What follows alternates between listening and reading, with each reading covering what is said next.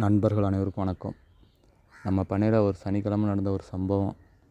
கிட்டத்தட்ட நம்ம காலையில் எப்போவுமே கோழியை திறந்து விட்டு இறையெல்லாம் வச்சு தண்ணிலாம் வச்சு திறந்து விட்டோம். எல்லாம் சாப்பிட்டு வெளியே மேய போன கோழி தான். கிட்டத்தட்ட ஒரு 8 மணி போல் வந்து ஒரு கோழி பண்ணைக்குள்ளே இறந்து கிடந்துச்சு. வெளியே ஏதாவது பூச்சி கீச்சி கடிச்சிருக்கோம், தேள் ஏதாவது கடிச்சிருக்குன்னு சொல்லி நானும் பார்த்தேன். கோழியில் எந்த காயமும் இல்லை. அந்த கோழியை நான் வீடியோ எடுக்கலை. இது 2வது கோழி இறந்து போனோன்னு தான் நான் வீடியோ எடுத்தேன். 2வது கோழி எப்படின்னா முட்டை ஒரு இடத்துல போய் இறந்து போய் கிடந்துச்சு. அப்புறம் தான் எனக்கு ஒரு சந்தேகம் வந்துச்சு, ஏதாவது விஷத்தை சாப்பிட்ருக்குமோன்னு.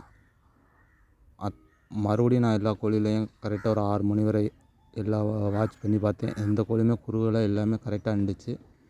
இருந்தாலும் நைட்டு ஒரு 10 மணி போல் இன்னொரு கோழி மேலே அடைய போன இடத்துலேருந்து மேலே இருந்து கீழே விழுந்தோடனேயே இறந்து போயிடுச்சு. மேலேருந்து கீழே விழுந்தோடனே நான் பார்த்த உடனே தூக்கி பார்த்தேன், உசுரே இல்லை. சரி என்ன பண்ணுறது ஒன்றும் தெரியலன்னு சொல்லிட்டு மற்ற கோழிகளையும் நான் வாட்ச் பண்ண ஆரம்பித்தேன். கிட்டத்தட்ட 1 மணி வரை நைட் 2 வாட்ச் பண்ணி பார்த்தேன். எந்த கோழியும் குன்னலை குறுகலை கரெக்டாக இருந்துச்சு. சரி நம்மளுக்கு போனது 3 கோழியோட போச்சுன்னு நினச்சிக்கிட்டு தான் இருந்தேன். காலையில் ஒரு ஞாயிற்றுக்கிழமை திறந்துடையில தான் ஒரு பெரிய அதிர்ச்சியாகவே இருந்துச்சு. கிட்டத்தட்ட ஒரு 15 கோழிக்கு மேலே கோழி ஃபுல்லாக குறுகி நின்றுக்கிட்டு இருந்துச்சு. சரி என்ன செய்யலாம், நம்மளும் புதுசு தான் கோழி வளர்க்க. நம்மளும் ஒரு 6 மாதம் ஆகுது இந்த கோழி பண்ணை ஆரம்பித்து. இதுக்குள்ளேயே இவ்வளோ பெரிய பிரச்சனையை நம்ம சந்திப்போன்னு கண்டிப்பாக நான் எதிர்பார்க்கல. எவ்வளவோ கஷ்டப்பட்டு எவ்வளவோ இது பண்ணி நம்ம வந்து கோழியை வளர்க்குறோம். திடீர்னு ஒரு அசம்பவம் இப்படி நடக்குது. காலையில் நான் வந்து கருப்பட்டி தண்ணியை கரைச்சி கோழிகளுக்கு ஃபுல்லாக வச்சுட்டு அதுக்கப்புறம் மதியம் வந்து ஒரு 3 மணி போல் குளுக்கான் டீயை வந்து தண்ணியில் நல்லா கலந்து வச்சோம்.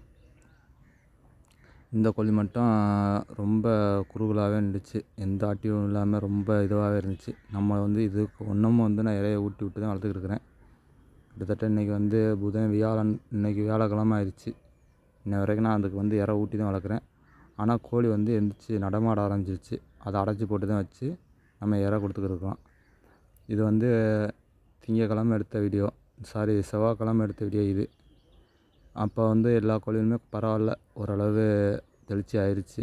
நம்ம வச்ச அந்த மருந்து ஒன்று ஒன்றா பார்த்து எனக்கு ஒரு டவுட்டு தான், கண்டிப்பாக எல்லாம் பிழைக்குமா இல்லை எல்லாமே செத்து போயிடுமோன்னு ஒரு இதுவாகவே இருந்துச்சு. இருந்தாலும் பரவாயில்ல, அந்த நம்மளுக்கு ஒரு 3 கோழியோடு போயிடுச்சுன்னு நினப்பு வந்துச்சு. சரி இது பெரிய ஒரு இழப்பாக இருந்துச்சுனாக்கும் நான் அடுத்த கட்டத்தை நான் நகர்த்துறது ரொம்ப சிரமமாக இருக்கும். கிட்டத்தட்ட ஒரு 15 கோழிக்கு மேலே இதாகிடுச்சுனாக்கும் நம்மளுக்கு நிற்கிறதே ஒரு 35 கோழி தான். அதில் இப்படி ஒரு அசம்பாவம் நடக்குது சொல்லி நம்மளுக்கு ரொம்ப வைத்தறிச்சலாக இருந்துச்சு. நம்ம வந்து எல்லா கோழிக்குமே அந்த அன்னைக்கு வந்து நம்ம இந்த சத்து மாவு, இந்த மசாலாவை பிரட்டி கோழிகளுக்குள்ளே வச்சுட்டு மற்றபடி கருப்பட்டி தண்ணி இதெல்லாம் எல்லாம் வச்சுட்டு இது பண்ணியிருக்கிறோம். இப்போ இன்றைக்கி வரைக்கும் நம்ம வந்து அந்த கூண்டுக்குள்ளே அடைச்சி போட்டுற கோழிக்கு வந்து நம்ம இறையை ஊட்டி தான் வளர்த்துக்கிட்டு இருக்கிறோம். இதுக்கும் குளுக்காண்டின் தண்ணி கொடுத்துக்கிட்டு வரோம். கண்டிப்பாக நம்ம அதை காப்பாற்றிடுவோம்னு ஒரு நம்பிக்கை இருக்குது.